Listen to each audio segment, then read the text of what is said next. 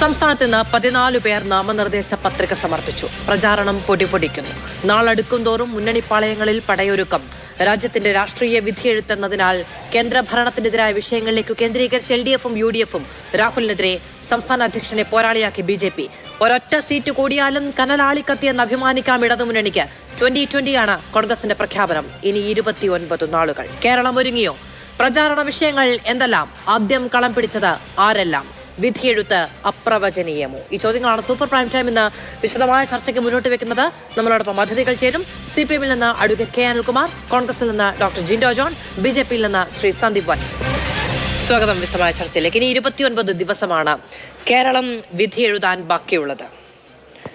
പോയ തെരഞ്ഞെടുപ്പിൽ 19 seat UDF-നും 1 seat LDF-നും എന്നതാണ് കണക്ക്.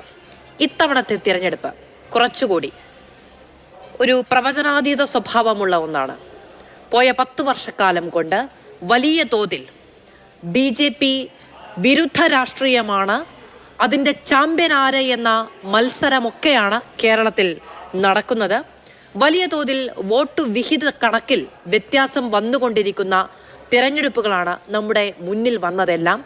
ഈ തിരഞ്ഞെടുപ്പ് ഇന്ത്യൻ രാഷ്ട്രീയത്തെ കേരളം എങ്ങനെ മനക്കണക്ക് കൂട്ടിയെടുക്കുന്നു എന്നതിൻ്റെ ഏറ്റവും വലിയ ഉദാഹരണമായി വെക്കാവുന്ന ഒന്നാണ് എന്നുള്ളതാണ് രാഷ്ട്രീയ നിരീക്ഷകർ പറഞ്ഞു വെക്കുകയും ചെയ്തത്. Advocate K. അനിൽകുമാർ, കേന്ദ്രത്തിൽ നിന്ന് BJP-യെ താഴെ ഇറക്കുക എന്നുള്ളതാണ് ഇവിടെ LDF-ന്റെയും UDF-ന്റെയും തിരഞ്ഞെടുപ്പിലെ പ്രചാരണ വിഷയത്തിൽ ഏറ്റവും കൂടുതൽ മുടങ്ങിക്കേൾക്കുന്നത്. പക്ഷെ പോര് കേരളത്തിൽ BJP-ക്കെതിരെയല്ല, UDF-ഉം LDF-ഉം തമ്മിൽ തന്നെയാണ് എന്നുള്ളതാണ് പ്രഖ്യാപിതമായ ഒരു നിലപാട്. ആദ്യ തിരഞ്ഞെടുപ്പ് സ്ഥാനാർത്ഥി പട്ടിക, പ്രചാരണത്തിൽ ആദ്യം രംഗത്തിറക്കിയ ഒരു മുൻതൂക്കം, വലിയ സാമ്പത്തിക പരാധീനതകളില്ലാത്ത സാഹചര്യം, എന്താണ് ഈ തെരഞ്ഞെടുപ്പിൽ CPM-ന് വലിയ തോതിൽ ആയുധമാകുന്നത്, ഇന്ധനമാകുന്നത്?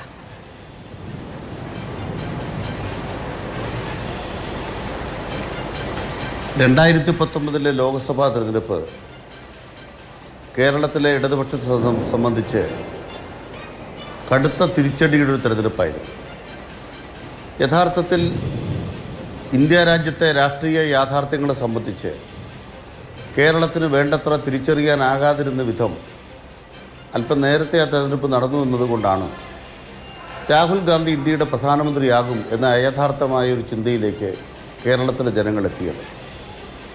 അതിന് വഴിയൊരുക്കുമ്പോൾ സ്വാഭാവികമായും നേരിട്ട് രാഹുൽ ഗാന്ധിക്കും കോൺഗ്രസിനും വോട്ട് ചെയ്യലാണ് എളുപ്പമാർഗം എന്ന രീതിയിൽ ഇടതുപക്ഷത്തോട് വിപ്രതിപത്തിയൊന്നുമില്ലെങ്കിലും ഭരണത്തോട് വിരുദ്ധ വികാരമൊന്നുമില്ലെങ്കിലും ആളുകൾ UDF-ന് വോട്ട് ചെയ്യുന്ന നിലയാണ് ഉണ്ടായത്. അതുകൊണ്ട് തന്നെ ഇടതുപക്ഷം നല്ല ഗ്രഹപാഠം ചെയ്തു. ഇടതുപക്ഷത്തോട് ജനങ്ങൾക്ക് പകയൊന്നുമില്ല, എന്നാൽ ഞങ്ങളുടെ ഭാഗത്ത് തെറ്റുകളുണ്ടെങ്കിൽ ഞങ്ങൾ തിരുത്താൻ സന്നദ്ധമാണ് എന്ന് ഞങ്ങൾ ജനങ്ങളോട് പറഞ്ഞു. ഗവൺമെൻറ്റിനെ കുറെ കൂടെ മെച്ചപ്പെടുത്താൻ വേണ്ടി ആ തെരഞ്ഞെടുപ്പിൻ്റെ ഫലത്തെ ഞങ്ങൾ ശരിയാവണ്ണം പഠനവിധേയമാക്കി. അതിൻ്റെ ഭാഗമായി ഇടതുപക്ഷ ജനാധിപത്യ മുന്നണി എന്ന് പറയുന്നത് വിപുലപ്പെടുത്തണമെന്ന് ഞങ്ങൾ നിശ്ചയിച്ചു. കേരള കോൺഗ്രസും ആ ലോക്സഭാ തെരഞ്ഞെടുപ്പിന് ശേഷമാണ് LDF-ലേക്ക് വന്നത്. ഇന്ന് 1980 ശ്രീമാൻ KM മാണിയും AK ആൻ്റണിയും ഒക്കെ ഉൾപ്പെടുന്നൊരു മുന്നണി ഉണ്ടായിരുന്നു, ആദ്യത്തെ ഒരു LDF മുന്നണി. ആ ബലത്തിലേക്ക് മുന്നണികളുടെ ശാക്തിക ബലാബലത്തിൽ കേരളത്തിൽ LDF എത്തിയിട്ടുണ്ട്. UDF ദുർബലപ്പെടുകയും ചെയ്തു. അപ്പോൾ ഒന്നാമത്തെ LDF-ൻ്റെ ഏറ്റവും പ്രധാനപ്പെട്ട മേൽക്കൈ എന്ന് പറയുന്നത് മുന്നണികളുടെ ബലാബലമാണ്. അതിൽ ഇടതുപക്ഷ ജനാധിപത്യ മുന്നണിയിലേക്ക് കേരള കോൺഗ്രസും വന്നത് ഗുണപരമായ മാറ്റമുണ്ടാക്കിയെന്ന് ഞങ്ങൾ വിശ്വസിക്കുന്നു. മുസ്ലിം ലീഗും കോൺഗ്രസും കഴിഞ്ഞാൽ പ്രധാനപ്പെട്ട ഒരു പാർട്ടികളും UDF-ലില്ല. അതുകൊണ്ട് തന്നെ UDF എന്ന് പറയുന്നത് നടുകൊടിഞ്ഞൊരു സംവിധാനമാണ് എന്നതാണ് ഞങ്ങളുടെ ഒന്നാമത്തെ വിലയിരുത്തൽ. രണ്ടാമത്തത്, തുടർഭരണം ലഭിച്ചതിനൊരു കാരണമുണ്ട്. കേരളത്തിലെ ജനങ്ങൾ സ്വസ്ഥത ആഗ്രഹിക്കുന്നു, സമാധാനം ആഗ്രഹിക്കുന്നു. പതിവില്ലാത്തൊരു തുടർഭരണം ഇടതുപക്ഷത്തിന് നൽകാൻ തയ്യാറായതെന്തുകൊണ്ട്? ഞങ്ങളെക്കുറിച്ചെല്ലാം നല്ല കെട്ടുകഥകൾ പറഞ്ഞിരുന്നു, സ്വർണ്ണക്കള്ളക്കടത്ത്, ഇപ്പോൾ മുഖ്യമന്ത്രിയുടെ മകൾക്കെതിരെ പറയുന്ന പോലെ ആ തെരഞ്ഞെടുപ്പിലും. പക്ഷേ ജനങ്ങളതൊന്നും കണക്കിൽ കൊണ്ടില്ല. അതിന് പ്രധാനപ്പെട്ട കാരണം എന്തെല്ലാം പ്രചരണങ്ങളുണ്ടെങ്കിലും ഒരു സമാധാനപരമായ സുരക്ഷിത ജീവിതം കേരളത്തിൽ വേണം. അത് മതന്യൂനപക്ഷങ്ങളാകട്ടെ എല്ലാ മതക്കാർക്കും ആഗ്രഹമുള്ളതാണ്. 99 സീറ്റ് എന്ന് പറയുന്നൊരു മുന്നണിയുടെ മുന്നേറ്റം ആദ്യമായിട്ടാണ് 2021 തെരഞ്ഞെടുപ്പിൽ കേരളം കണ്ടത്.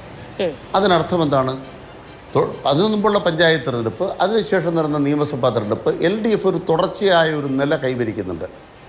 ഇതിൻ്റെ ഇടയ്ക്ക് ഞങ്ങൾക്ക് തിരിച്ചടി എന്ന് പറയാനാവില്ലെങ്കിലും 2 പരീക്ഷണങ്ങൾ വേണ്ടി വന്നു. ഒന്ന് തൃക്കാക്കരയാണ്, മറ്റൊന്ന് പുതുപ്പള്ളിയാണ്. പലരും ശരിയായി വിലയിരുത്തിയിട്ടുള്ള പോലെ തെരഞ്ഞെടുപ്പ് നടന്ന ഉടനെ അവിടെ മത്സരിച്ചിരുന്ന ആളുകളുടെ കുടുംബാംഗങ്ങളെ സ്ഥാനാർത്ഥിയാക്കിയപ്പോൾ താൽക്കാലികമായി വികാരമൊക്കെ ഉണ്ടായി. പക്ഷേ അതിനുശേഷം നടന്ന പഞ്ചായത്ത് തെരഞ്ഞെടുപ്പുകൾ തെളിയിച്ചത് ഇടതുപക്ഷത്തിനെതിരെ ഭരണവിരുദ്ധ വികാരം ഉണ്ടാക്കാനുള്ള കേന്ദ്ര സർക്കാരിൻ്റെയും UDFൻ്റെയും ശ്രമം തകർക്കപ്പെട്ടു എന്നുള്ളതാണ്. ഇപ്പം തെരഞ്ഞെടുപ്പിന് ബഹുമാനപ്പെട്ട മാധു പറഞ്ഞ പോലെ സ്ഥാനാർത്ഥിയാക്കി തുടങ്ങിയല്ല ഞങ്ങൾ. മാതൃഭൂമി ദിനപത്രം റിപ്പോർട്ട് ചെയ്തൊരു കാര്യം കൂടെ പറഞ്ഞ് ഞാൻ അവസാനിപ്പിക്കാം. ഇടതുപക്ഷം നിലമുരുക്കി. ഞങ്ങളെങ്ങനെ നിലമൊരുക്കിയത്? കേന്ദ്ര സർക്കാർ കേരളത്തെ തെറ്റായ നിലയ്ക്ക് കൈകാര്യം ചെയ്യുന്നു. അങ്ങനെ കൈകാര്യം ചെയ്യുമ്പോൾ കേരളത്തിന് വേണ്ടി പ്രതിപക്ഷ MPമാർ മിണ്ടുന്നില്ല എന്ന യാഥാർത്ഥ്യം ജനകീയ പ്രതിരോധ ജാഥയിലൂടെ ഗോവിന്ദൻ മാസ്റ്റർ മുന്നോട്ട് വെച്ചു.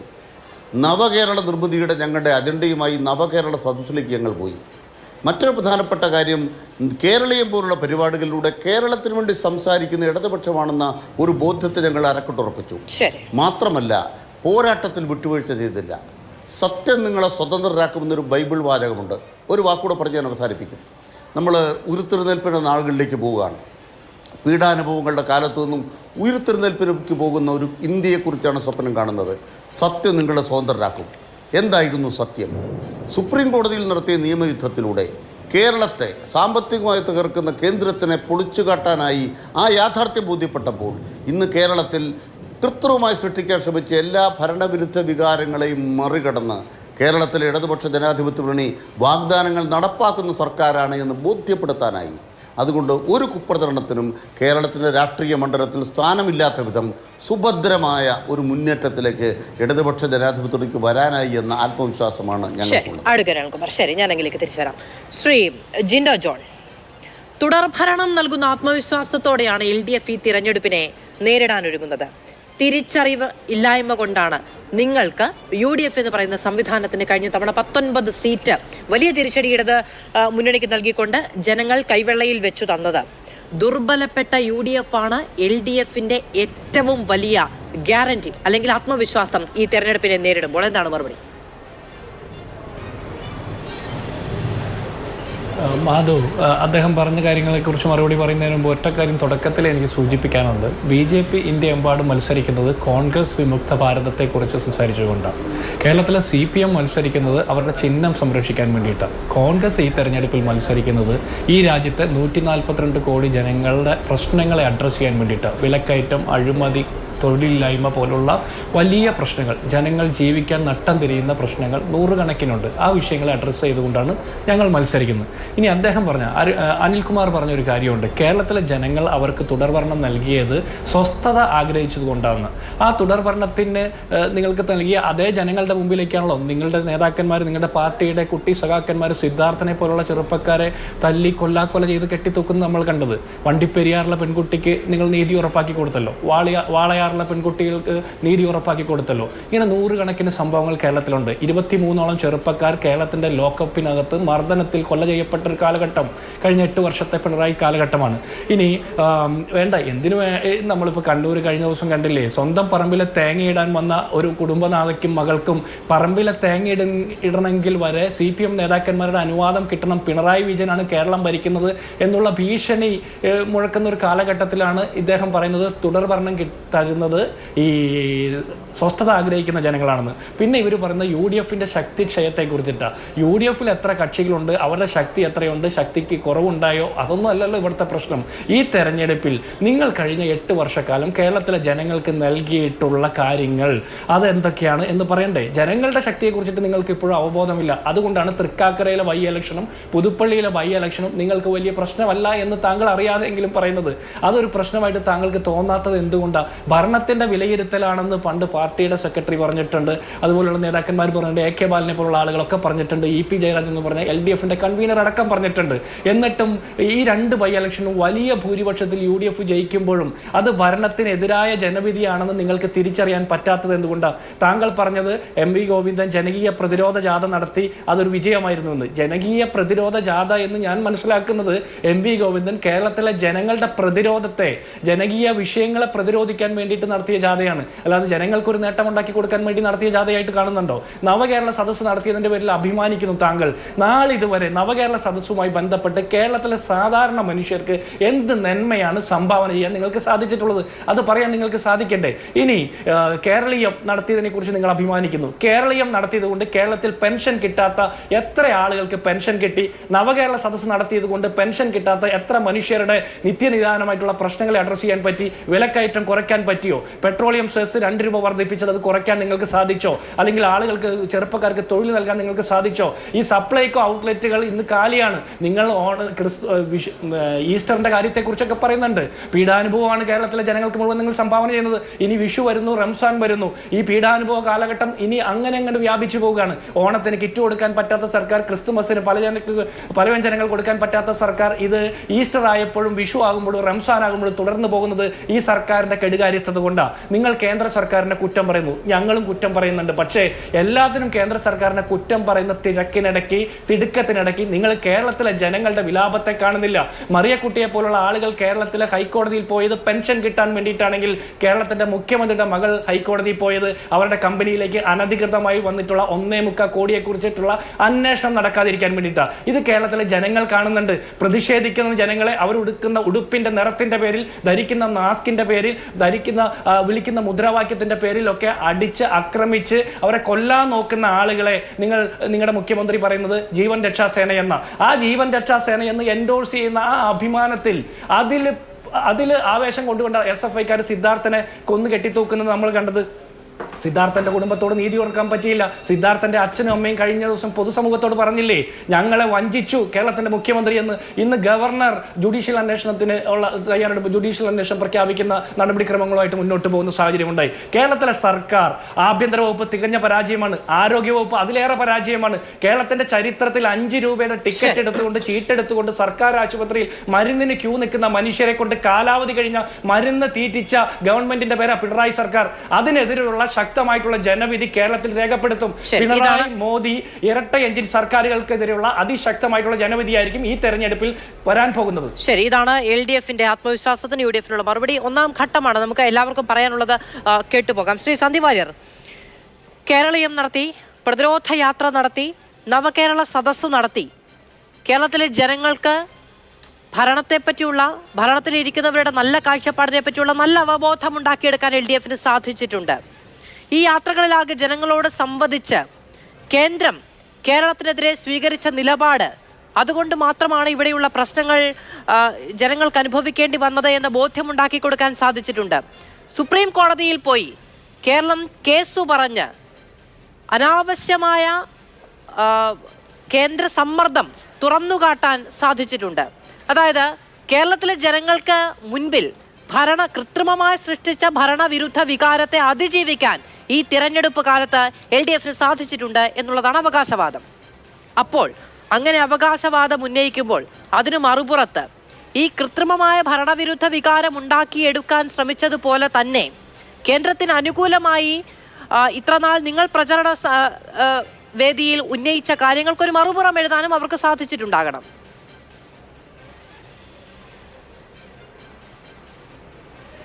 മാധു, ഈ പിണറായി വിജയൻ സർക്കാരിനെതിരെ ഞങ്ങൾ ഏതെങ്കിലും തരത്തിൽ കൃത്രിമമായിട്ടൊരു ജനവികാരം ഉണ്ടാക്കിയെടുക്കേണ്ടതായിട്ടുണ്ടെന്ന് എനിക്ക് തോന്നുന്നില്ല. കാരണം സിദ്ധാർത്ഥനെ തല്ലിക്കൊല്ലാൻ വേണ്ടി ഞങ്ങളാരും ആവശ്യപ്പെട്ടിട്ടില്ലല്ലോ. ഇവരുടെ ഗുണ്ടാപ്പട തന്നെയല്ലേ സിദ്ധാർത്ഥനെ റാഗ് ചെയ്ത് തല്ലിക്കൊന്നത്, കെട്ടിത്തൂക്കിയത്, കേരളത്തിലെ ക്യാമ്പസുകൾ കലാപകലുഷിതമാക്കിയത് ഇവരുടെ ഗുണ്ടാപ്പട തന്നെയല്ലേ, ഇവരുടെ കുട്ടിപ്പട്ടാളമല്ലേ. കേരളത്തിലെ ഉന്നത വിദ്യാഭ്യാസ രംഗത്തെ സമൂലം തകർത്തത് ഇവർ തന്നെയല്ലേ. കേരളത്തിലെ ഉന്നത വിദ്യാഭ്യാസ രംഗത്തെ ഡിഗ്രി കോളേജുകളിൽ ഇപ്പോൾ ഡിഗ്രി കോഴ്സുകൾക്ക് 37% കുട്ടികൾ അഡ്മിഷൻ ഇല്ലാതെ പോകുന്നത് എന്തുകൊണ്ടാണ്?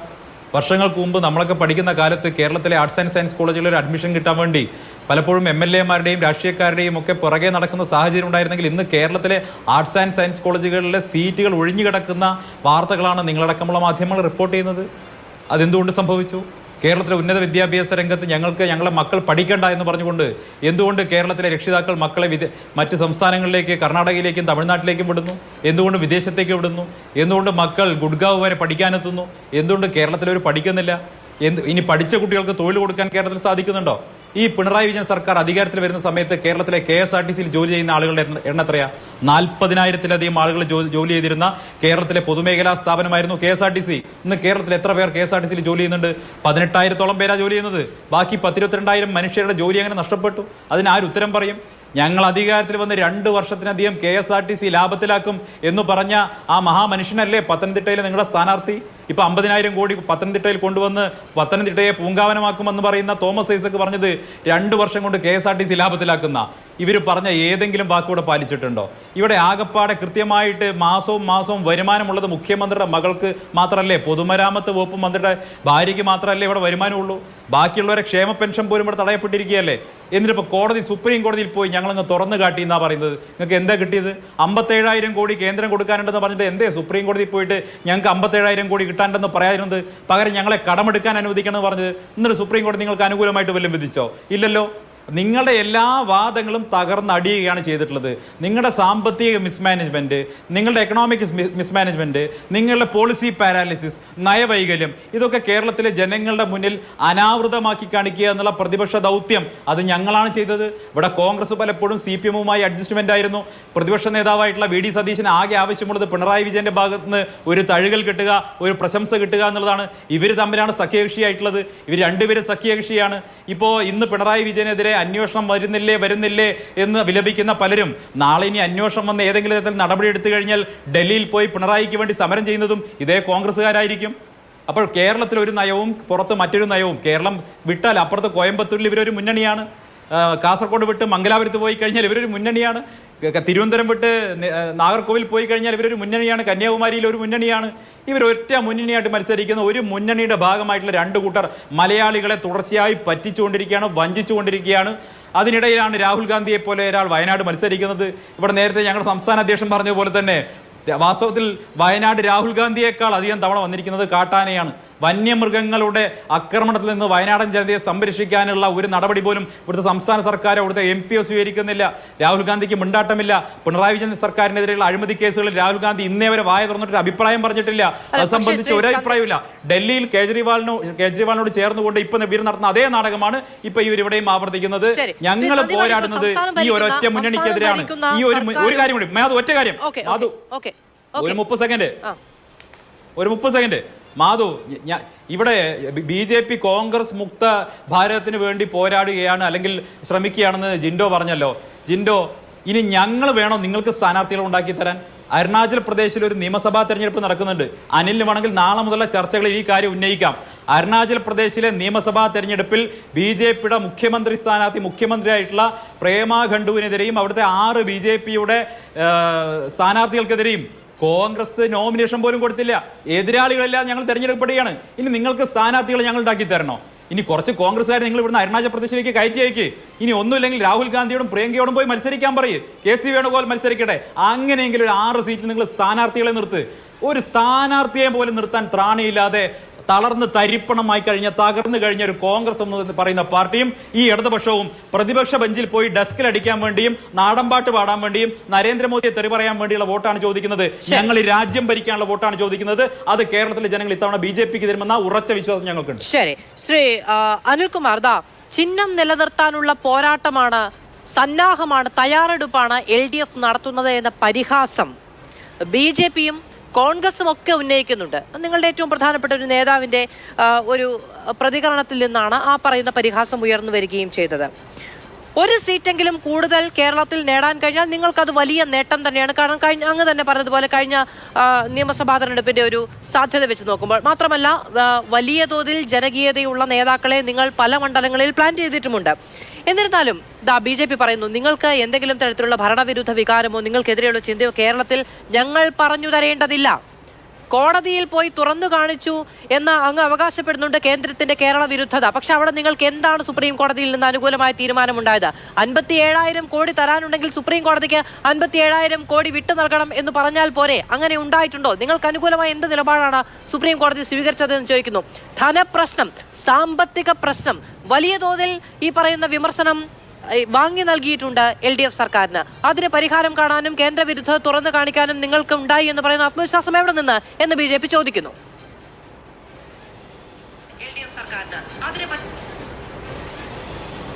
10 കൊല്ലമായി നരേന്ദ്രമോദി ഇന്ത്യയിൽ അധികാരത്തിയിരിക്കുന്നു. 15 ലക്ഷം രൂപ നമ്മുടെ അക്കൗണ്ടിൽ കള്ളപ്പണം പിടിച്ചുകൊണ്ട് തരുമെന്നാണല്ലോ മോദിയുടെ വാഗ്ദാനം. ആ മോദി എന്താ ചെയ്തത്? ഇന്ത്യ മുഴുവൻ കള്ളപ്പണം കൊണ്ടുവന്ന് ഇലക്ട്രൽ ബോണ്ട് പദ്ധതിയിലൂടെ എന്തെല്ലാം തട്ടിപ്പുകളാണ് നടത്തിയത്.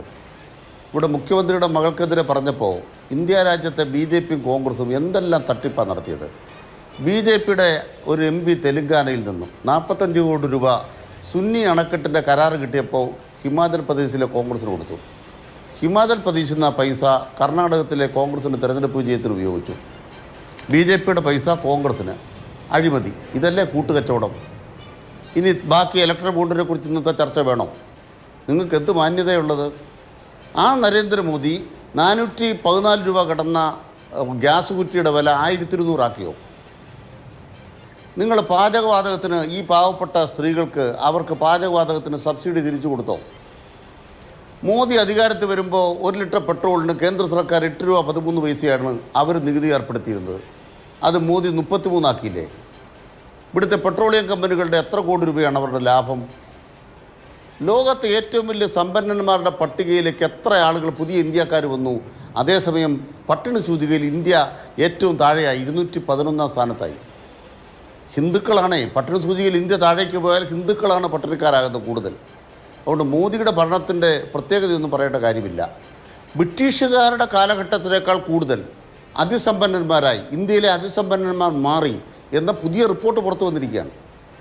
അതുകൊണ്ട് നിങ്ങൾ ഹിന്ദുക്കളെയല്ല കോർപ്പറേറ്റുകളെയും അതിസമ്പന്നന്മാരെയുമാണ് താലൂരിക്കുന്നത്. പാവപ്പെട്ടവൻ്റെ ഗതി എന്താണെന്നുള്ളത് ഇന്ത്യയുടെ സ്റ്റാറ്റിസ്റ്റിക്കൽ റിപ്പോർട്ടാണ്. അത് നമുക്ക് വേറെ ചർച്ച ചെയ്യാം. രണ്ടാമത്തെ പ്രധാനപ്പെട്ട കാര്യം, ഈ ലോക്സഭാ തെരഞ്ഞെടുപ്പിൽ നിങ്ങൾ മോദിയുടെ 10 കൊല്ലമാണോ ചർച്ച ചെയ്യേണ്ടത്, പിണറായി സർക്കാരിൻ്റെ 7.5 കൊല്ലമാണോ ചർച്ച ചെയ്യേണ്ടത്? പിണറായി സർക്കാരിൻ്റെ ഏത് കാര്യങ്ങളും ചർച്ച ചെയ്യുന്നത് ഞങ്ങൾക്ക് മടിയില്ല. പക്ഷേ നിയമസഭാ തെരഞ്ഞെടുപ്പിൽ പോരെ?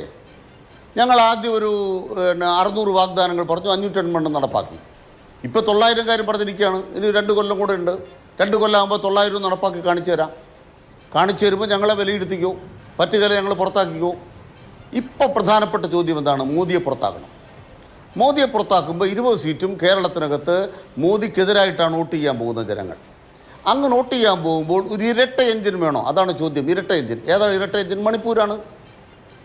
മണിപ്പൂർ ഇരട്ട എഞ്ചിനാണ്. എത്ര സ്ത്രീകളാണ് കൊല്ലപ്പെട്ടത്? എത്രയോ സ്ത്രീകളാണ് നഗ്നരാക്കപ്പെട്ടത്?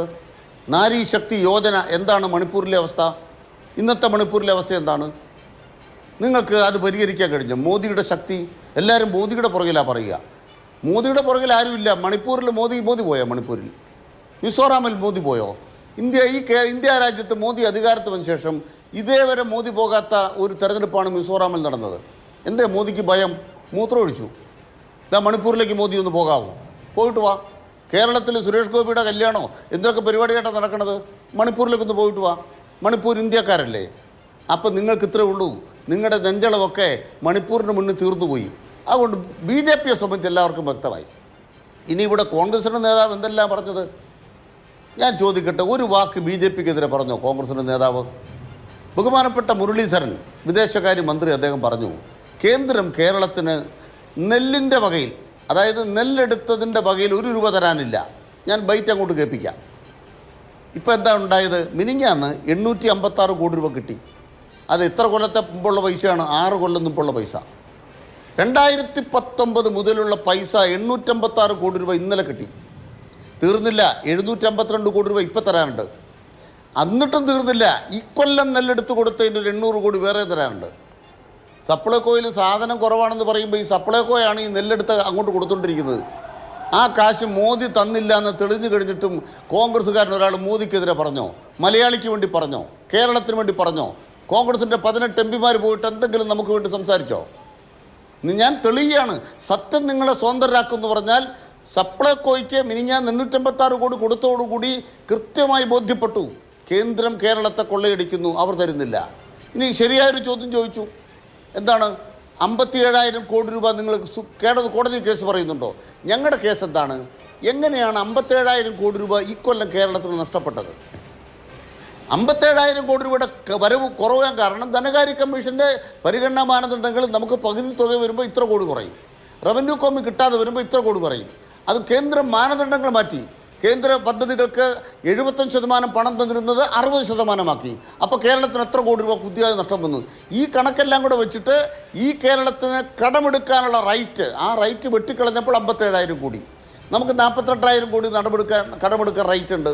നിങ്ങളത് 17,000 കോടിയെ സംഭവിച്ചുള്ളൂ. ഞങ്ങൾ യുദ്ധം ചെയ്തപ്പോഴാണ് കുറേ ഇപ്പോൾ സംഭവിച്ചിരിക്കുന്നത്. ബാക്കിയോട് യുദ്ധം നടത്തിക്കൊണ്ടിരിക്കുകയാണ്. പ്രധാനപ്പെട്ടൊരു കാര്യം എന്താണ്? കേരളം മാത്രമേ കടമെടുക്കുന്നുള്ളൂ. ഇന്നത്തെ മാതൃഭൂമിയിലെ വാർത്ത എന്താണ്? ഇന്നത്തെ മാതൃഭൂമിയിലെ വാർത്ത മാധു ഞാൻ പറയാം.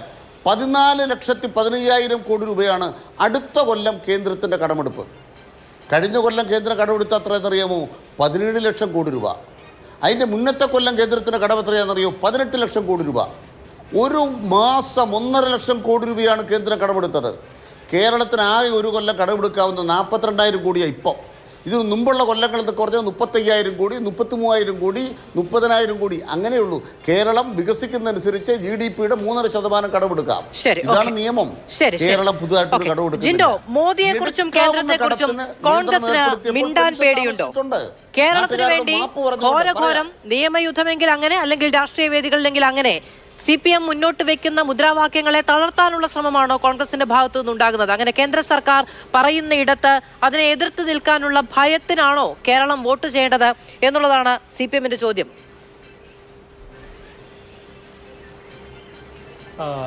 മാധു, അതിൽ ഒരു ക്ലാരിറ്റി പ്രശ്നമില്ല. പിണറായി വിജയനെ ഞങ്ങൾ എങ്ങനെ എതിർക്കുന്നോ അത്രയും അളവിൽ അതുപോലെ തന്നെ ഞങ്ങൾ നരേന്ദ്രമോദിയും എതിർക്കും. കാരണം ഞങ്ങൾ അഴിമതി പറഞ്ഞാലും അല്ലെങ്കിൽ തൊഴിലില്ലായ്മയെക്കുറിച്ച് പറഞ്ഞാലും നികുതി ഭീകരതയെ, നികുതി കൊള്ളയെക്കുറിച്ച് പറഞ്ഞാലും ആൾക്കൂട്ട അക്രമത്തെക്കുറിച്ച് പറഞ്ഞാലും സ്ത്രീ പീഡനങ്ങളെക്കുറിച്ച് പറഞ്ഞാലും ഈ രാജ്യം ഇന്ന് നേരിടുന്ന ഏത് വിഷയത്തെക്കുറിച്ച് പറഞ്ഞാലും അതിൻ്റെ നരേന്ദ്രമോദിയുടെ കേരള പതിപ്പാണ് പിണറായി വിജയൻ. അതിൽ തർക്കം വേണ്ട.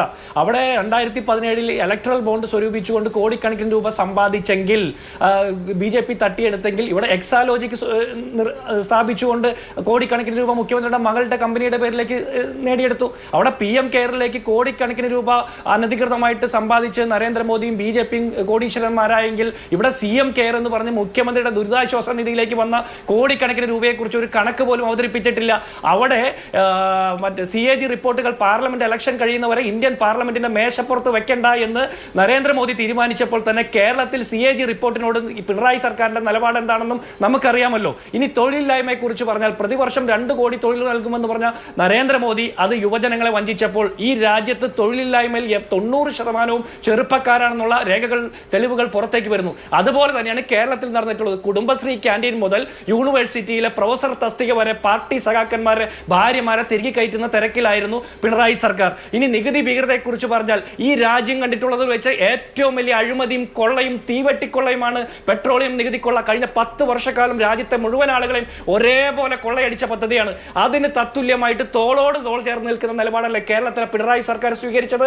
ഇവിടെ 2 രൂപ അഡീഷണൽ സെസ് ഏർപ്പെടുത്തിക്കൊണ്ട് വീണ്ടും കൊള്ളയടിക്കാൻ നേതൃത്വം നൽകിയില്ലേ? ഇനി ആൾക്കൂട്ട അക്രമങ്ങൾ ഉത്തരേന്ത്യയിലെ സംഘപരിവാറിന്റെ മാത്രം ഒരു ഹരമായിരുന്നു എന്ന് പറയുന്ന സാഹചര്യത്തിൽ ഇന്ന് കേരളത്തിലും CPM-ന്റെ നേതാക്കന്മാർ, പ്രാദേശികമായിട്ടുള്ള DYFI-ക്കാർ, SFI-ക്കാരൊക്കെ ആൾക്കൂട്ട അക്രമത്തിന്റെ വക്താക്കളായി മാറിക്കൊണ്ടിരിക്കുകയല്ലേ? പൂക്കോട്ട് ക്യാമ്പസിലെ സിദ്ധാർത്ഥന്റെ കാര്യം മാത്രമല്ല, കേരളത്തിലെമ്പാടും പ്രതിഷേധിക്കുന്ന ചെറുപ്പക്കാരെ തലയടിച്ചു പൊട്ടിച്ച നവകേരള സദസ്സിന്റെ ഭാഗമായി നടന്ന ആ പ്രത്യേക രീതിയിലുള്ള ജീവൻ രക്ഷാ പ്രവർത്തനം അത് കേരളത്തിന്റെ ആഭ്യന്തര വകുപ്പ് മന്ത്രി, മുഖ്യമന്ത്രി തന്നെ എൻഡോഴ്സ് ചെയ്തില്ലേ? അപ്പൊ ഞങ്ങൾ ഏത് കാര്യങ്ങൾ പറഞ്ഞാലും, ഇനി സ്ത്രീപീഡനത്തെ കുറിച്ച് പറഞ്ഞാൽ ഉന്നാവോ, ഹത്രാസ്, അല്ലെങ്കിൽ കാശ്മീരിലെ ആസിഫയുടെ മരണമടക്കം 100 കണക്കിന് സ്ത്രീപീഡനങ്ങൾ ഈ രാജ്യത്തിന്റെ തെരുവിൽ നഗ്നയാക്കപ്പെടുന്ന സ്ത്രീകളുടെ മാനത്തിന് വില പറയുന്ന നരേന്ദ്രമോദി സർക്കാരിനെതിരെ ഞങ്ങൾ പറയുമ്പോൾ തന്നെ കേരളത്തിൽ വണ്ടിപ്പെരിയാറിലെയും വാളയാറിലെയും അടക്കം പെൺകുട്ടികളുടെ പീഡനത്തിന് ഉത്തരവാദികളായിട്ടുള്ള, കൊലയ്ക്ക് ഉത്തരവാദികളായിട്ടുള്ള CPM നേതാക്കന്മാർക്കെതിരെ ഇവരെന്ത് നിലപാടാണ് സ്വീകരിച്ചിട്ടുള്ളത്? അതുകൊണ്ടാണ് ഞാൻ പറഞ്ഞത് പിണറായി വിജയനെതിരെ ഞങ്ങൾ എന്ത് പറയുന്നു അത് അങ്ങനെ തന്നെ നരേന്ദ്രമോദിയുടെ കാര്യത്തിലും ആപ്ലിക്കബിൾ ആണ്. ഇനി അനിൽകുമാറിനോട് ഞങ്ങൾക്ക് പറയാനുള്ളത്, നിങ്ങൾ കുറെ ഗ്യാരണ്ടി പറഞ്ഞല്ലോ, നിങ്ങൾ 600-ൽ 599 കാര്യം നടത്തി എന്നൊക്കെയാണ് താങ്കൾ പറയുന്നത്. നിങ്ങൾ K-ഫോൺ നടത്തി കേരളത്തിലെ മുഴുവൻ കുടുംബങ്ങൾക്കും സർക്കാർ സ്ഥാപനങ്ങൾക്കും ഇന്റർനെറ്റ് ഫെസിലിറ്റി കൊടുക്കുമെന്ന് പറഞ്ഞു. അത് എത്രത്തോളം നടപ്പാക്കാൻ പറ്റി? അതിന്റെ പേരിൽ 36 കോടി രൂപയുടെ അഴിമതി ഉണ്ടെന്ന് CAG റിപ്പോർട്ടുണ്ട്. ചിക്കൻ 75 രൂപയ്ക്ക് കൊടുക്കുമെന്ന് പറഞ്ഞു. ഈ നോമ്പ് കാലത്ത് പോലും 75 രൂപയ്ക്ക് ചിക്കൻ കിട്ടുന്ന സാഹചര്യമില്ല. റെയിൽ 2 ലക്ഷം കോടി രൂപയുടെ പദ്ധതി വരും കേട്ടോ എന്ന് നിങ്ങൾ ഇടയ്ക്കിടയ്ക്ക് പറയുന്നു. എവിടെ നിന്ന് പണമെടുത്ത് എങ്ങനെ നടപ്പാക്കി എന്ന് പറയണം. ഇനി ഓട്ടോ നടപ്പാക്കുമെന്ന് പറഞ്ഞു, നടന്നില്ല. കേരളത്തിലെ കുട്ടികൾക്കൊക്കെ ലാപ്ടോപ്പ് ഫ്രീ ആയിട്ട് കൊടുക്കുമെന്ന് പറഞ്ഞു, കൊടുത്തില്ല. കോവിഡിന്റെ സമയത്ത് സാമൂഹ്യ അകലം പാലിച്ച് വീട്ടിലിരുന്ന് പഠിക്കുന്ന നിൽക്കുന്ന സാഹചര്യത്തിൽ, ഇവിടെ ഡിജിറ്റൽ ഡിവൈഡ് ഉണ്ടാകുന്ന സാഹചര്യത്തിൽ കേരളത്തിലെ യൂത്ത് കോൺഗ്രസ് അടക്കമുള്ള സാമൂഹ്യ സംഘടനകളും രാഷ്ട്രീയ സംഘടനകളും യുവജന സംഘടനകളുമാണ് വിദ്യാർത്ഥികൾക്ക് ഫോണും ലാപ്ടോപ്പും അടക്കമുള്ള സാധന സാമഗ്രികൾ പഠിക്കാൻ വേണ്ടി നൽകിയത്. സർക്കാർ എത്ര എണ്ണം വീതം കൊടുത്തു എന്ന് കൂടി പറയണം. ഇനി എയർ കേരള കൊണ്ടുവരും, സീ പ്ലെയിൻ കൊണ്ടുവരും, എരുമേലിയിൽ എയർപോർട്ട് കൊണ്ടുവരും, ലൈറ്റ് മെട്രോ തിരുവനന്തപുരത്തും കോഴിക്കോട്ടും കൊണ്ടുവരും, KSRTC 2 വർഷം കൊണ്ട് ലാഭത്തിലാക്കും, റൂം ഫോർ റിവർ എന്ന് പറഞ്ഞാൽ ഇനി ഒരു വെള്ളക്കെട്ടുണ്ടായാൽ ആരുടെയും വീട്ടിലേക്ക് വെള്ളം കയറില്ല എന്ന് പറയുമ്പോൾ തിരുവനന്തപുരം നഗരത്തിൽ പോലും ഒരു നല്ല മഴ പെയ്താൽ മുഴുവൻ സർക്കാർ സ്ഥാപനങ്ങളും വെള്ളക്കെട്ടിലാകുന്ന സാഹചര്യം നിങ്ങൾ സൃഷ്ടിച്ചു. വാക്സിൻ കേരളത്തിൽ സ്വന്തമായിട്ട് വാക്സിൻ ഉൽപ്പാദിപ്പിച്ചു വിതരണം ചെയ്യുന്ന നിങ്ങൾ പറഞ്ഞ് 2 ലക്ഷം കോടി രൂപയുടെ ഫോറിൻ നിക്ഷേപം കേരളത്തിലേക്ക് കൊണ്ടുവന്നു എന്ന് പറയുന്നു. അത് എവിടെ എന്ന് കൂടി നിങ്ങൾ പറയണം. നിങ്ങളുടെ ഡൽഹി പ്രതിനിധികളെ, കേരളത്തിന്റെ പ്രതിനിധികളായിട്ട് ഡൽഹിയിൽ പ്രതിഷ്ഠിച്ച 3 ആളുകൾക്ക് വേണ്ടിയിട്ട് 77 ലക്ഷം രൂപ നിങ്ങൾ ദൂർത്തടിച്ചു. മുഖ്യമന്ത്രിയുടെ ക്ലിഫ് ഹൗസിലെ നീന്തൽക്കുളം തൊട്ട് ആ നീന്തൽക്കുളത്തിന്റെ നവീകരണത്തിന് പ്രതിവർഷം ചെലവഴിക്കുന്ന 4 ലക്ഷം തൊട്ട് തൊഴുത്തിന്റെ പണം ഉൾപ്പെടെ നിങ്ങൾ നടത്തിയ അഴിമതിയും മോദിയെ കുറിച്ച് പറയാൻ പേടിയില്ല. മോദിയെ കുറിച്ച് പറയുന്നതിനൊപ്പം കേരളത്തിൽ പിണറായി വിജയനെ കുറിച്ച് കൂടി പറയും എന്നുള്ളതാണ് അങ്ങ് പറഞ്ഞതിന്റെ ഒരു ചുരുക്കം. ശരി, ശ്രീ സന്ദീപ് വാര്യർ, മോദിക്കെതിരെയാണ് കേരളത്തിലെ ജനങ്ങൾ വോട്ട് ചെയ്യാൻ പോകുന്നത്. സ്റ്റേറ്റ്മെന്റ് സ്വഭാവമുള്ള ഒരു കാര്യമാണ് ശ്രീ അനിൽകുമാർ പറഞ്ഞത്. കേരളത്തിലെ ഭരണ മികവിനെ കുറിച്ച് നിയമസഭാ തെരഞ്ഞെടുപ്പിന്റെ കാലത്ത് ചർച്ച ചെയ്താൽ മതിയല്ലോ. ഇപ്പോഴത്തെ പ്രാധാന്യം എന്ന് പറയുന്നത് നരേന്ദ്രമോദിക്കെതിരെ, കേന്ദ്ര സർക്കാരിനെതിരെ വിധി എഴുതുക എന്നുള്ളതാണ് എന്ന് അദ്ദേഹം പറഞ്ഞത്.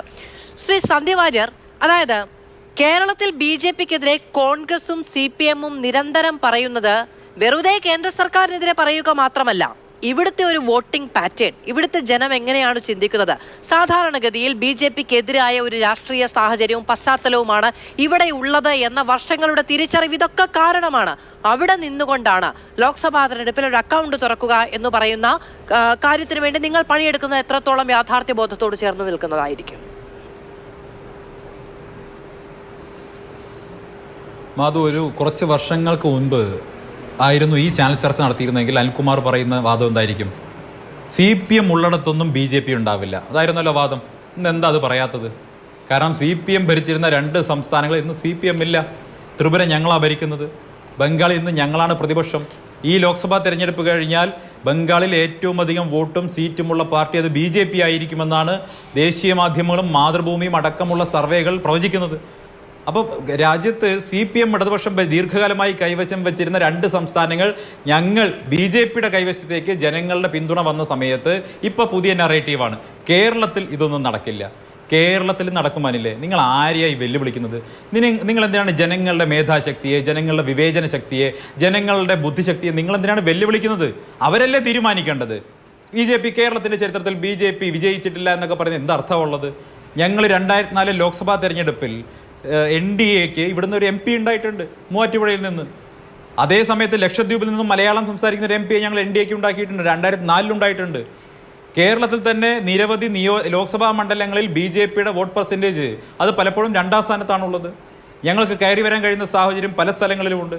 ശരിയാണ്, കാസർഗോഡ് അടക്കമുള്ള പല പ്രദേശങ്ങളും നിങ്ങളുടെ ജില്ലാ സെക്രട്ടറിമാർ തന്നെ പലപ്പോഴും പരസ്യമായിട്ട് പറഞ്ഞിട്ടുണ്ട്, നിയമസഭാ തെരഞ്ഞെടുപ്പിൽ BJP ജയിക്കുന്ന സമയത്ത് ഞങ്ങളുടെ കേഡർമാർ വോട്ട് മാറ്റി ചെയ്താണ് ഞങ്ങൾ BJPയെ തോൽപ്പിക്കാറുള്ളത് പറഞ്ഞിട്ടുണ്ട്. അതാണ് ഇവരുടെ ജനാധിപത്യം എന്ന് പറയുന്നത്. ഈ പരസ്പരമുള്ള ആക്ഷേപങ്ങളൊക്കെ ഒരു ഘട്ടത്തിൽ BJPയെ പരാജയപ്പെടുത്താൻ വേണ്ടി ഇവർ ഒരുമിച്ച് നിൽക്കുന്നു എന്നുള്ളത് സത്യമാണ്. കേരളത്തിലെ ചില ഡെമോഗ്രാഫിക് ആയിട്ടുള്ള ചില സാഹചര്യങ്ങളുമുണ്ട്. അതിൻ്റെ ഭാഗമായിട്ട് ചില സ്ഥലങ്ങളിൽ നിങ്ങൾക്ക് BJPയുടെ വിജയം ഒരു പരിധി വരെ ചില സ്ഥലങ്ങളിൽ തടഞ്ഞു നിർത്താൻ സാധിച്ചിട്ടുണ്ടാവാം. പക്ഷേ ഞങ്ങളിവിടെ 10-15% വോട്ടുള്ള രാഷ്ട്രീയ പാർട്ടിയാണ്. കേരളത്തിലെ പ്രധാനപ്പെട്ട രാഷ്ട്രീയ പാർട്ടിയാണ്. തിരുവനന്തപുരം നഗരസഭയിൽ ഞങ്ങളാണ് പ്രതിപക്ഷം. കേരളത്തിലെ നിരവധി 1000-ഓളം വരുന്ന തദ്ദേശ സ്വയംഭരണ വാർഡുകളിൽ ഞങ്ങൾക്ക് ജനപ്രതിനിധികളുണ്ട്. 2 മുനിസിപ്പാലിറ്റി ഞങ്ങൾ ഭരിക്കുന്നുണ്ട്, നിരവധി പഞ്ചായത്തുകൾ ഞങ്ങൾ ഭരിക്കുന്നുണ്ട്, നിരവധി നിയോജക മണ്ഡലങ്ങളിൽ ഞങ്ങൾ 2ാം സ്ഥാനത്തുണ്ട്, തിരുവനന്തപുരം ലോക്സഭാ മണ്ഡലത്തിൽ ഞങ്ങൾ 2ാം സ്ഥാനത്തുണ്ട്. ഈ ഒരു പാർട്ടി കേരളത്തിൽ ജയിക്കില്ല എന്ന് പറയണമെങ്കിൽ നിങ്ങൾ കേരളത്തിലെ ജനങ്ങളുടെ ജനാധിപത്യ ബോധത്തെയാണ് വെല്ലുവിളിക്കുന്നത്. ഇനി ഒരു കാര്യം കൂടി പറയാം. കേരളത്തിൽ നരേന്ദ്രമോദിക്കുള്ള ജനപ്രതിനിധി നിങ്ങളൊന്ന് പരിശോധിച്ച് നോക്കൂ. കേരളത്തിൽ നടന്നിട്ടുള്ള അഭിപ്രായ സർവേകളിലൊക്കെ BJPക്ക് കിട്ടുന്ന വോട്ട് പെർസെൻറ്റേജിനേക്കാൾ, BJPക്ക് പ്രവചിക്കപ്പെടുന്ന വോട്ട് പെർസെൻറ്റേജിനേക്കാൾ എത്രയോ കൂടുതലാണ് നരേന്ദ്രമോദിയുടെ ജനപ്രീതി എന്ന് പറയുന്നത്. പ്രത്യേകിച്ച് തിരുവനന്തപുരം പോലെ, പാലക്കാട് പോലെ, അതല്ലെങ്കിൽ തൃശ്ശൂർ പോലെയുള്ള സ്ഥലങ്ങളിലൊക്കെ നരേന്ദ്രമോദിയുടെ ജനപ്രീതി എന്ന് പറയുന്നത് മറ്റേത് രാഷ്ട്രീയ നേതാവിനേക്കാളും മുകളിലാണെന്ന് ഞങ്ങൾക്ക് നിസ്സംശയം പറയാൻ സാധിക്കും. ഒരു തർക്ക കാര്യത്തിൽ വേണ്ട. എന്തുകൊണ്ടാണ്? ഈ സംസ്ഥാനത്തെ ജനങ്ങളും നരേന്ദ്രമോദിയുടെ ഭരണത്തിന്റെ കീഴിൽ നിൽക്കാൻ ആഗ്രഹിക്കുന്നുണ്ട്. അത് ഇന്നല്ലെങ്കിൽ നാളെ സംഭവിക്കും. BJPക്ക് അനുകൂലമായിട്ടുള്ള ജനവിധി ഉണ്ടാകുമെന്നുള്ളത് ഞങ്ങൾക്ക് തർക്കമൊന്നുമില്ല. ഒരു കാര്യം അനിലിനോട് ഞങ്ങൾ പറയാം, ഞങ്ങൾ ഏറ്റവും സേഫ് ആയിട്ടുള്ള ടെറൈനിൽ മാത്രം നിന്ന് തെരഞ്ഞെടുപ്പിനെ അഭിമുഖീകരിക്കുന്ന ആളുകളല്ല. അങ്ങനെ ആയിരുന്നെങ്കിൽ ഞങ്ങൾ ഇന്ത്യൻ രാഷ്ട്രീയത്തിൽ CPM-നെ പോലെ കമ്മ്യൂണിസ്റ്റ് പാർട്ടികളെ പോലെ ഉപ്പുവെച്ചകരമായി മാറുമായിരുന്നു. നിങ്ങൾ ഒരു കാലത്ത് ഈ രാജ്യത്ത് പ്രതിപക്ഷ സ്ഥാനത്തുണ്ടായിരുന്ന ആളുകളാണ്. ഔദ്യോഗികമല്ലെങ്കിൽ പോലും AKGക്ക് പ്രതിപക്ഷ നേതാവിൻ്റെ ഒരു റെസ്പെക്ട് കിട്ടിയിരുന്ന ഒരു നാടായിരുന്നു ഇത്. ഇന്ന് എന്താ സംഭവിച്ചു പോയത്? നിങ്ങൾക്ക് സാധിക്കുന്ന സേഫ് സോണുകളിൽ മാത്രം നിന്ന് രാഷ്ട്രീയം കളിച്ചു. നിങ്ങൾ ഡൽഹിയിൽ ഒരു തെരഞ്ഞെടുപ്പ് കടന്നു കഴിഞ്ഞാൽ ചോദിക്കണമെന്നില്ലേ, നിങ്ങൾ ഡൽഹിയിലെ ഗോൾ മാർക്കറ്റിലുള്ള നിങ്ങളുടെ അഖിലേന്ത്യാ ആപ്പീസ് ഉണ്ടല്ലോ, ആ ആപ്പീസിൽ വോട്ടുള്ള നിങ്ങളുടെ അഖിലേന്ത്യാ നേതാക്കന്മാർ ആർക്കാണ് വോട്ട് ചെയ്യുന്നത് ഒന്ന് പറഞ്ഞു തരുമോ? ഡൽഹി നിയമസഭാ തെരഞ്ഞെടുപ്പ് നടക്കുന്ന സമയത്ത്, ഡൽഹിയിൽ കോർപ്പറേഷൻ ഇലക്ഷൻ നടക്കുന്ന സമയത്ത് നിങ്ങൾ അരിവാൾ ചുറ്റിയ നക്ഷത്രത്തിൽ ഒരു സ്ഥാനാർത്ഥിയെ നിർത്തി മിനിമം ഗോൾ മാർക്കറ്റിൽ നിങ്ങൾ അഖിലേന്ത്യാ ആപ്പീസ് നിൽക്കുന്ന ആ ആപ്പീസിനകത്തെ വയോവൃദ്ധന്മാരായിട്ടുള്ള നേതാക്കന്മാർക്കെങ്കിലും ഒരു വോട്ട് ചെയ്യാനുള്ള അവസരം ഉണ്ടാക്കി കൊടുക്കുമോ? പണ്ട് EMS നമ്പൂതിരിപ്പാടിന് അവിടെ വോട്ടുണ്ടായിരുന്ന കാലഘട്ടത്തിൽ, അഖിലേന്ത്യാ സെക്രട്ടറി എന്ന കാലഘട്ടത്തിൽ അവിടെ ഒരു തെരഞ്ഞെടുപ്പ് നടന്നു. അതിൽ വോട്ട് ചെയ്ത് പുറത്തു വന്ന നമ്പൂരിപ്പാടിനോട് മാധ്യമങ്ങൾ ചോദിച്ചു, താങ്കൾ ആർക്കാണ് വോട്ട് ചെയ്തത്? നമ്പൂരിപ്പാട് വളരെ രസകരമായ രീതിയിലാണ് മറുപടി പറഞ്ഞത്. BJP-യെ പരാജയപ്പെടുത്താൻ, കോൺഗ്രസിനെ പരാജയപ്പെടുത്താൻ, വർഗീയതയെ തോൽപ്പിക്കാൻ വേണ്ടി ഞാൻ വോട്ട് ചെയ്തു. ആകെ 2 സ്ഥാനാർത്ഥികളുള്ളൂ, BJP-ക്കും കോൺഗ്രസിനും. പിന്നെ നമ്പൂരിപ്പാട് ആർക്കാ വോട്ട് ചെയ്തത്? അന്ന് നോട്ടേയില്ല. അപ്പോൾ ആർക്കോ ഒരാൾക്ക് വോട്ട് ചെയ്തെന്നുള്ള വ്യക്തമാണ്, അല്ലെങ്കിൽ 2 പേർക്കുമായി വോട്ട് ചെയ്ത് അസാധുവാക്കിയിട്ടുണ്ടാവണം.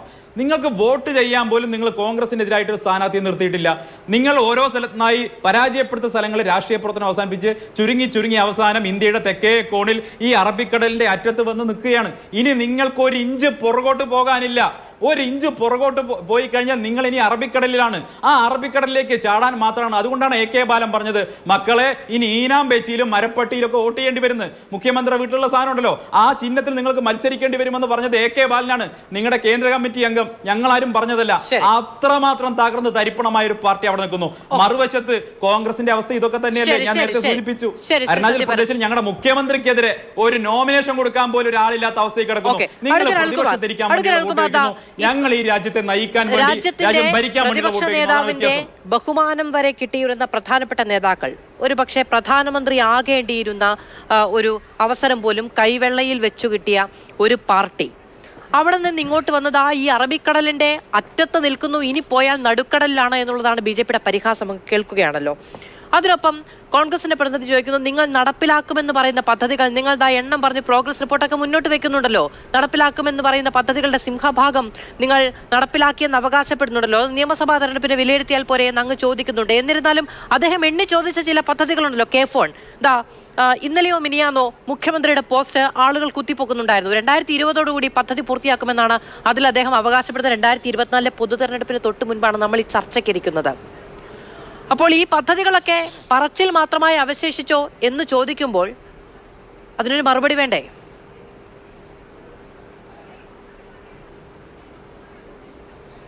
കൃത്യമായിട്ട് പറയാം.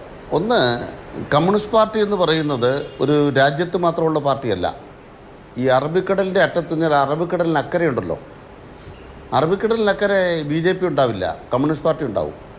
സപ്തസാഗരങ്ങൾക്കപ്പുറയും എല്ലാ സപ്തസാഗരങ്ങളും മറികടന്നാലും അവിടെ ചെങ്കുട് കാണും. സൗദി അറേബ്യയിൽ കാണും. നിങ്ങൾ മനസ്സിലാക്കണം, കമ്മ്യൂണിസ്റ്റ് പാർട്ടി ഇല്ലാത്ത ലോകത്തെ ഒരു രാജ്യമില്ല, ഒരു ഭൂഖണ്ഡമില്ല. അതുകൊണ്ട് അറബിക്കടൽ കഴിഞ്ഞാൽ അവിടെ കമ്മ്യൂണിസ്റ്റ് പാർട്ടി ഉണ്ടെന്നേ. ദുബായ് ഞാൻ പറയട്ടെ, എൻ്റെ സമയത്ത് ഇടപെടരുത്, ദയവായി അങ്ങ് മാപ്പാക്കണം, എൻ്റെ സമയത്ത് ഇടപെടരുത്. നിങ്ങൾ പറഞ്ഞു അറബിക്കടൽ വരെ കഴിഞ്ഞാൽ കമ്മ്യൂണിസ്റ്റ് പാർട്ടി ഇല്ലയെന്ന്. ലോകത്തെല്ലാ രാജ്യത്തും കമ്മ്യൂണിസ്റ്റ് പാർട്ടി ഉണ്ട്. ലോകത്ത് ഏറ്റവും കൂടുതൽ ജനസംഖ്യയുള്ള, ലോകത്ത് ഏറ്റവും കൂടുതൽ ഇന്ന് ആളുകൾ ജീവിക്കുന്ന ചൈന എന്ന് പറയുന്ന രാജ്യം ഭരിക്കുന്ന കമ്മ്യൂണിസ്റ്റ് പാർട്ടിയാണ്. ലോകത്ത് 82 കോടി ജനങ്ങളെ പട്ടിണിയിൽ നിന്ന് മോചിപ്പിച്ചത് കമ്മ്യൂണിസ്റ്റ് പാർട്ടിയാണ്. അതുകൊണ്ട് കമ്മ്യൂണിസ്റ്റ് പാർട്ടി എന്ന് പറയുന്നത് കേരളത്തിൽ മാത്രമുള്ളതോ ഇന്ത്യയിൽ മാത്രമുള്ളതോ അല്ല, ഒരു ലോക രാഷ്ട്രീയത്തിൻ്റെ ഭാഗമാണ്. സോവിയറ്റ് യൂണിയൻ തകർന്നപ്പോൾ ലോകത്തെ പല കമ്മ്യൂണിസ്റ്റ് പാർട്ടി ഇല്ലാതായി, പക്ഷെ CPI ഇല്ലാതായില്ല, ഞങ്ങൾ അതിജീവിച്ചു. പുതിയ കാലഘട്ടത്തിൽ ഞാൻ പറയട്ടെ, ദയവായി ഇടപെടരുത്, പുതിയ കാലഘട്ടത്തിൽ പുതിയ വെല്ലുവിളികൾ വരും, ഞങ്ങളതിനെ അതിജീവിക്കും. ഫാസിസമൊക്കെ താൽക്കാലികമായി വരുമെന്നേ. ഇന്തോനേഷ്യയിലെ കമ്മ്യൂണിസ്റ്റുകാരെ മുഴുവൻ കൊന്നുതള്ളി, ഇന്തോനേഷ്യയിലെ കമ്മ്യൂണിസ്റ്റുകാരെ മുഴുവൻ അവിടുത്തെ ഭരണകൂടം കൊന്നുതള്ളി. ഞങ്ങൾ കമ്മ്യൂണിസ്റ്റ് പാർട്ടി അതിജീവിച്ചില്ലേ? ലോകത്ത് എത്രയോ രാജ്യങ്ങൾ, അഫ്ഗാനിസ്ഥാനിൽ ഇസ്ലാമിക ഭീകരവാദം വന്നിട്ട് കമ്മ്യൂണിസ്റ്റുകാരെ മുഴുവൻ കൊന്നുതള്ളിയില്ലേ? ഇപ്പോൾ അഫ്ഗാനിസ്ഥാനിൽ കമ്മ്യൂണിസ്റ്റ് പാർട്ടി ഉണ്ടല്ലോ. ഇന്ത്യ രാജ്യത്ത് ഇന്ന് വലതുപക്ഷ ഭരണകൂട അധികാരത്തിൽ വന്ന് കമ്മ്യൂണിസ്റ്റ് പാർട്ടികളെ മാത്രമല്ല, മതന്യൂനപക്ഷങ്ങളെ മാത്രമല്ല, ഉദാര ജനാധിപത്യത്തെയും പാർലമെൻ്ററി ജനാധിപത്യത്തെയും എല്ലാം കൊന്നു തിന്നുകൊണ്ടിരിക്കുന്ന ഒരു ആസുരകാലമാണ്. ഈ ആസുര കാലത്ത് കമ്മ്യൂണിസ്റ്റ് പാർട്ടിയെ സംബന്ധിച്ചിടത്തോളം ഞങ്ങൾക്കും വെല്ലുവിളികളുണ്ട്. ഇപ്പോൾ ത്രിപുരയിൽ ജനാധിപത്യപരമായിട്ടാണ് തെരഞ്ഞെടുപ്പ്. ഞങ്ങളുടെ പാർട്ടിക്കാരെ കൊന്നുകൊണ്ടിരുന്ന പിന്നെ അവിടെ കമ്മ്യൂണിസ്റ്റ് പാർട്ടിക്ക് അതിജീവിക്കാൻ കഴിയുമോ? സ്വാഭാവികമായും തിരിച്ചടികൾ വരും. തിരിച്ചടികളെ മറികടന്നാണ് കമ്മ്യൂണിസ്റ്റ് പാർട്ടി വന്നിട്ടുള്ളത്. നിങ്ങൾ ബംഗാളെന്ന് കേട്ടാൽ ഞങ്ങൾ പേടിപ്പിക്കുകയാണോ? ജ്യോതിബാസു തോറ്റു 1972. നിങ്ങളെപ്പോലെ കമ്മ്യൂണിസ്റ്റ് അന്ന് അവിടെ പ്രവർത്തിച്ചുകൊണ്ടിരുന്ന കോൺഗ്രസ് പാർട്ടിയാണ്, സിദ്ധാർത്ഥ ശങ്കർ റായ്. അതുകൊണ്ട് കമ്മ്യൂണിസ്റ്റ് പാർട്ടി എന്ന് പറയുന്നത് ലോകമെങ്ങുമുള്ള പാർട്ടിയാണ്. ഹിന്ദുത്വ രാഷ്ട്രീയം എന്ന് പറയുന്നത് ഇന്ത്യക്കകത്ത് മാത്രമാണ്. അതുകൊണ്ട് ലോകത്തെ ഏറ്റവും വലിയ പാർട്ടി എന്ന ചോദ്യത്തിന് BJP എന്നല്ല ഉത്തരം, കമ്മ്യൂണിസ്റ്റ് പാർട്ടി എന്നാണ് ഉത്തരം.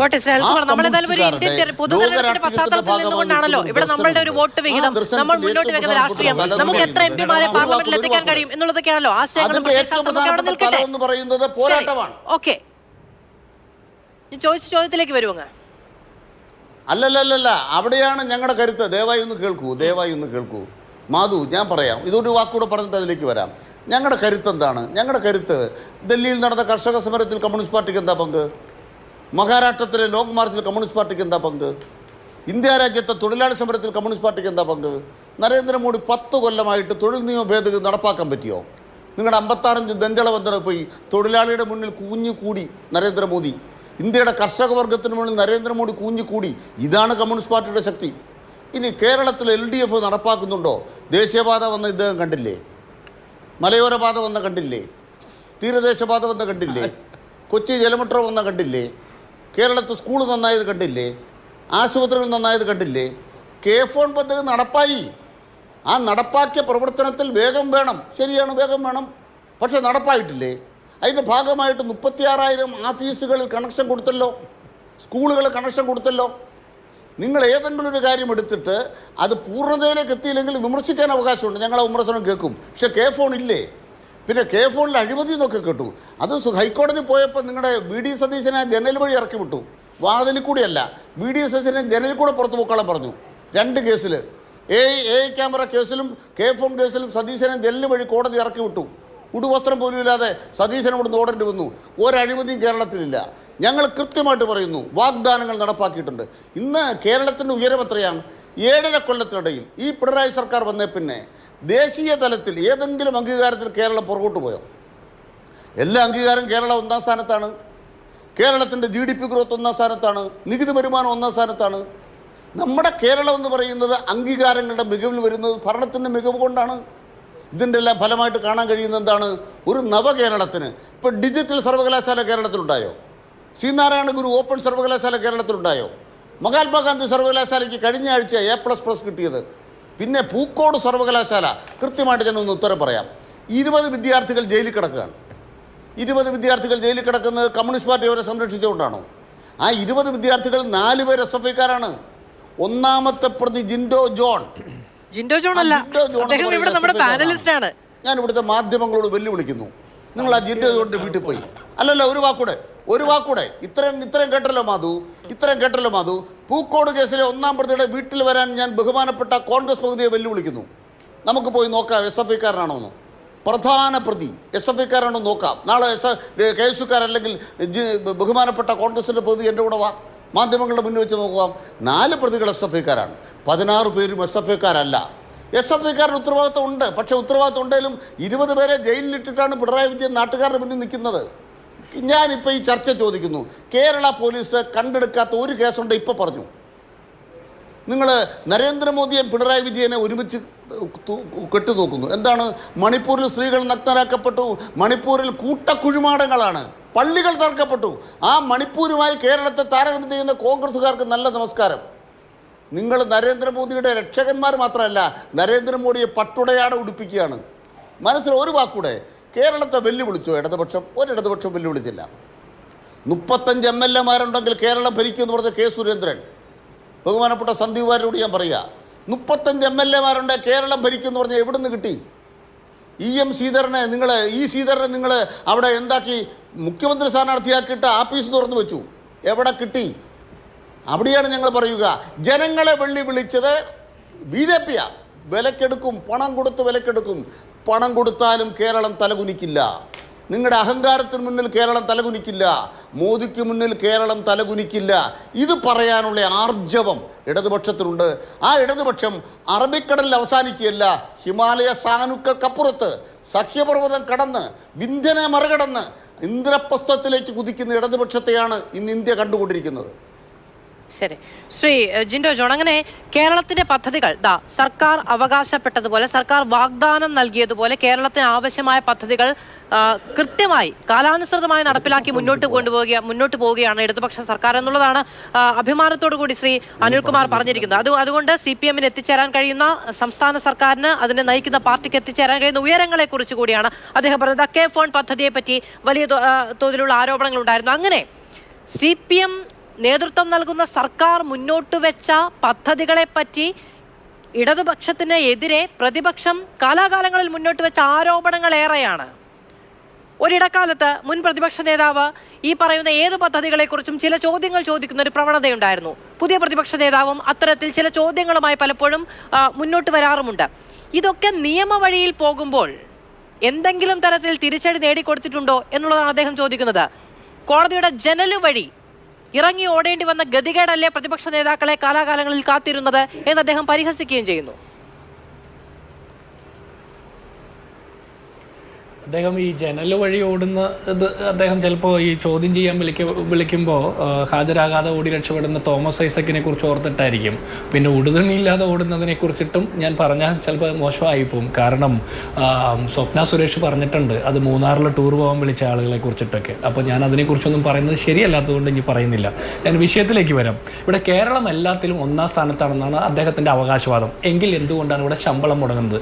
എങ്കിൽ എന്തുകൊണ്ടാണ് ഇവിടെ ക്ഷേമ പെൻഷൻ മുടങ്ങുന്നത്?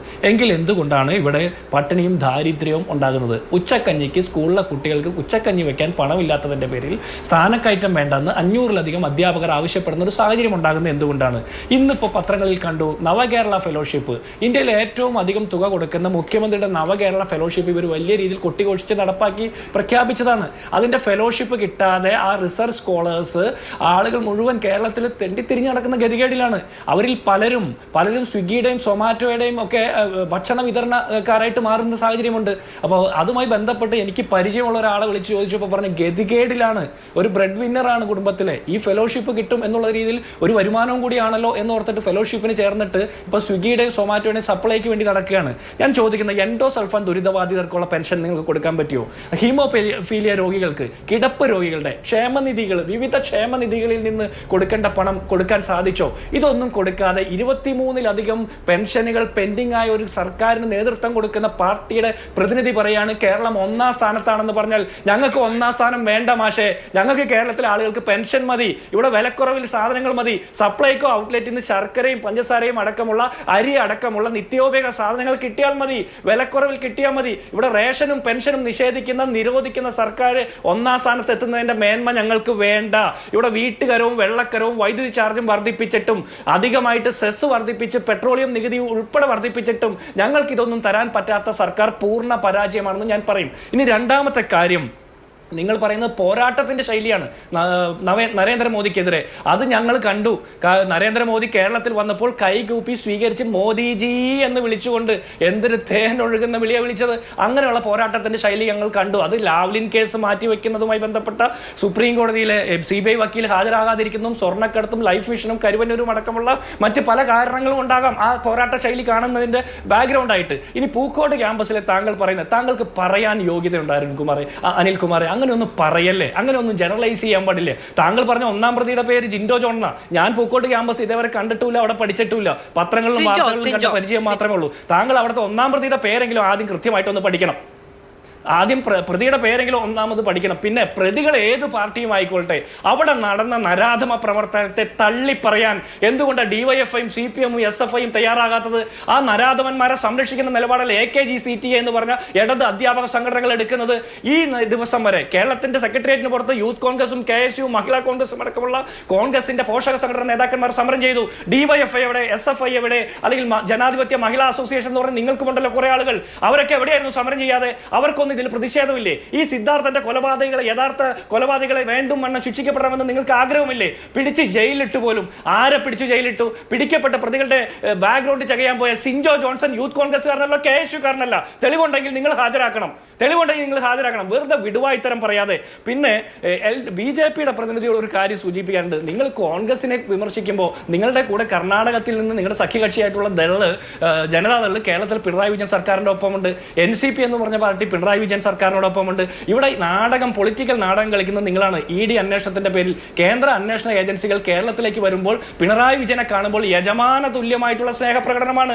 ഞങ്ങളൊക്കെ പറയും വേട്ട നായ്ക്കളാണ്, കേന്ദ്ര സർക്കാരിന്റെ വേട്ട നായ്ക്കളാണ് ഈ കേന്ദ്ര അന്വേഷണ ഏജൻസികൾ എന്നൊക്കെ പറയുമ്പോൾ ആ വേട്ട നായ്ക്കൾക്ക് കേരളത്തിലേക്ക് കടന്നു വരുമ്പോൾ പിണറായി വിജയനെയും അദ്ദേഹത്തിന്റെ പാർട്ടി സഖാക്കന്മാരെയും കാണുമ്പോൾ വല്ലാത്ത യജമാന തുല്യ സ്നേഹമാണ്. അത് എന്തുകൊണ്ടാണെന്ന് താങ്കൾ പറയണം. താങ്കൾ രാജ്യം ഭരിക്കാൻ 10 വർഷം താങ്കൾക്ക് കിട്ടിയല്ലോ. താങ്കളുടെ പാർട്ടിക്ക് എന്തുണ്ടാക്കി? ഇവിടെ ചൈനയ്ക്ക് വേണ്ടിയിട്ട് ഇന്ത്യയുടെ ഭൂമി എഴുതി കൊടുത്ത് ചൈനീസ് കമ്പനികളിൽ നിന്ന് PM കെയറിലേക്ക് കോടിക്കണക്കിന് രൂപ മേടിച്ച ഇന്ത്യയെ വിറ്റ, ഇന്ത്യയുടെ രാജ്യത്തിന്റെ മാതൃഭൂമിയെ വിറ്റ നിങ്ങൾ ഭാരതം എന്ന് വിളിക്കും. ഈ ഭാരതത്തെ വിറ്റ ആളുടെ പേരെന്താ? നരേന്ദ്രമോദി എന്ന്. ഞങ്ങൾ ഇന്ത്യ എന്ന് വിളിക്കും, നിങ്ങൾ ഭാരതം എന്ന് വിളിക്കാൻ നമ്മളൊക്കെ ഇതൊക്കെ വിളിക്കും. പക്ഷേ ഈ ഭൂമി ചൈനയ്ക്ക് എഴുതി കൊടുത്ത ആളുടെ പേരെന്താ? നരേന്ദ്രമോദി. കാശ്മീരിൽ എന്തുകൊണ്ടാണ് തെരഞ്ഞെടുപ്പ് നടത്താൻ പറ്റാത്തത്? ആ പ്രത്യേക പദവി എടുത്തു കളഞ്ഞിട്ട് 4 വർഷം കഴിഞ്ഞില്ലേ? ഇപ്പോഴും അവിടെ ഭീകരാക്രമണം നടക്കുന്നുണ്ട്, സുരക്ഷിതമല്ല എന്ന് പറയുന്നുണ്ടെങ്കിൽ നിങ്ങൾ നടത്തിയ പോളിസി പരാജയപ്പെട്ടു.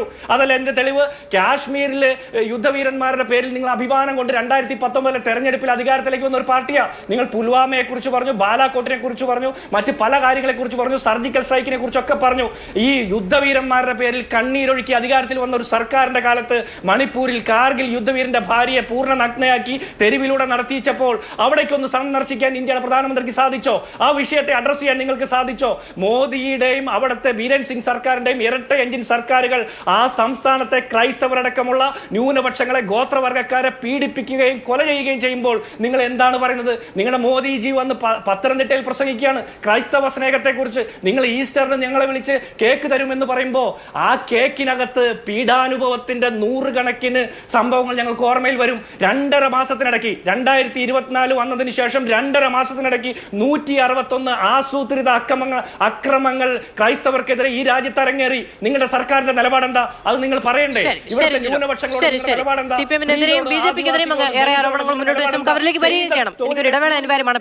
ശ്രീ സന്ദീപ്, ഹാട്രിക്കാണ് നിങ്ങളുടെ സ്വപ്നം. അതിനെതിരെ ഇന്ത്യയിലെ വിവിധ സംസ്ഥാനങ്ങളുടെ രാഷ്ട്രീയ നേർക്കാഴ്ച എന്താണെന്ന് വ്യക്തമാക്കിക്കൊണ്ടാണ് ജിൻഡോ വിമർശനങ്ങൾ ഉന്നയിച്ച് മറുപടി പെട്ടെന്ന്.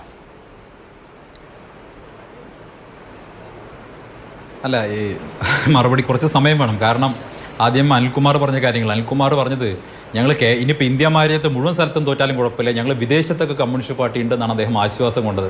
അറബിക്കടലിൻ്റെ അപ്പുറത്ത് എല്ലാ രാജ്യങ്ങളിലും കമ്മ്യൂണിസ്റ്റ് പാർട്ടി ഉണ്ടെന്നാണ് പറയുന്നത്. മിക്കവാറും ഈ തെരഞ്ഞെടുപ്പ് കൂടി കഴിഞ്ഞാൽ അനിൽകുമാറിനും പിണറായി വിജയനും ഒക്കെ വിസ എടുത്ത് മറ്റേതെങ്കിലും രാജ്യത്ത് പോയി അവിടെയുള്ള കമ്മ്യൂണിസ്റ്റ് പാർട്ടിയിൽ ചേരേണ്ടി വരും. ഇന്ത്യ മഹാരാജ്യം നിങ്ങളെ പൂർണ്ണമായി തിരസ്കരിച്ചു കഴിഞ്ഞു. നമ്മൾ ഇന്ത്യ മഹാരാജ്യം നടക്കുന്ന തെരഞ്ഞെടുപ്പിനെ കുറിച്ചാണ് പറയുന്നത്. നിങ്ങൾ പറയുന്നത് തെരഞ്ഞെടുപ്പേ നടക്കാത്ത, പ്രതിപക്ഷമില്ലാത്ത കമ്മ്യൂണിസ്റ്റ് ഏകാധിപത്യ രാജ്യങ്ങളെക്കുറിച്ചാണ്.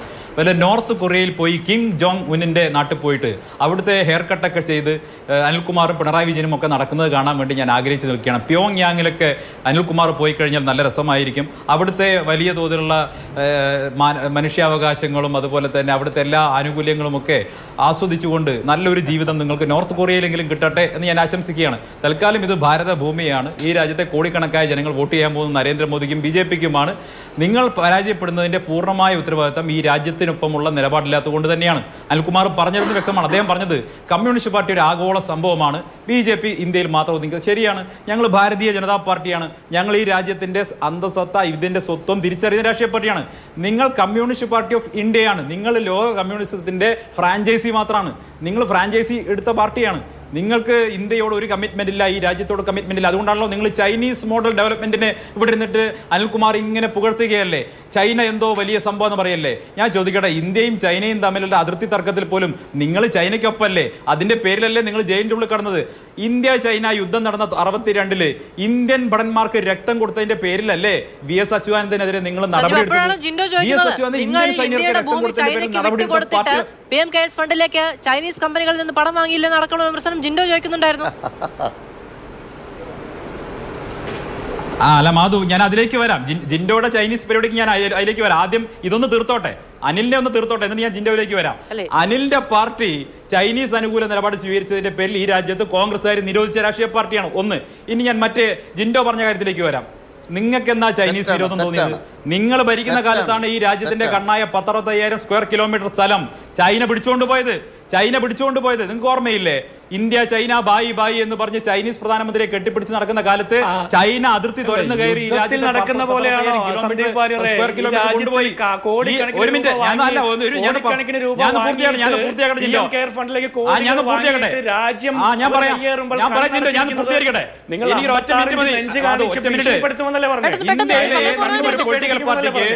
ഇന്ത്യയിൽ ഏതെങ്കിലും ഒരു പൊളിറ്റിക്കൽ പാർട്ടിക്ക് ചൈനീസ് പേടിപ്പിക്കുമെന്ന് പറഞ്ഞ നിങ്ങളല്ലേ? ഏതെങ്കിലും ഒരു പൊളിറ്റിക്കൽ പാർട്ടിക്ക് മെമ്മോറാണ്ടം ഓഫ് അണ്ടർസ്റ്റാൻഡിംഗ് ഒപ്പിട്ടുണ്ടെങ്കിൽ ആ പാർട്ടിയുടെ പേര് കോൺഗ്രസ് എന്നാണ്. രാഹുൽ ഗാന്ധി നേരിട്ട് പോയിട്ടാണ് ചൈനീസ് കമ്മ്യൂണിസ്റ്റ് പാർട്ടിയുടെ താല്പര്യം ഇന്ത്യയിൽ സംരക്ഷിച്ചു കൊള്ളാമെന്ന മെമ്മോറാണ്ടം ഓഫ് അണ്ടർസ്റ്റാൻഡിംഗ് ബീജിംഗിൽ പോയി ഒപ്പിട്ട ഒരേ ഒരു പാർട്ടി അവസാനിപ്പിക്കുകയാണ്. വളരെയധികം നന്ദി പാനലിസ്റ്റുകൾക്കും പ്രേക്ഷകർക്കും. എന്തായാലും 29 ദിവസം കേരളം തെരഞ്ഞെടുപ്പിന് വിധി എഴുതാൻ ഇനിയും ബാക്കിയുണ്ട്. ഒരൊറ്റ ദിവസം കൊണ്ട് മാറി മറിയാൻ കഴിയുന്നതാണ് രാഷ്ട്രീയ പശ്ചാത്തലം എന്ന് പറയുന്നത്. കാത്തിരിക്കും.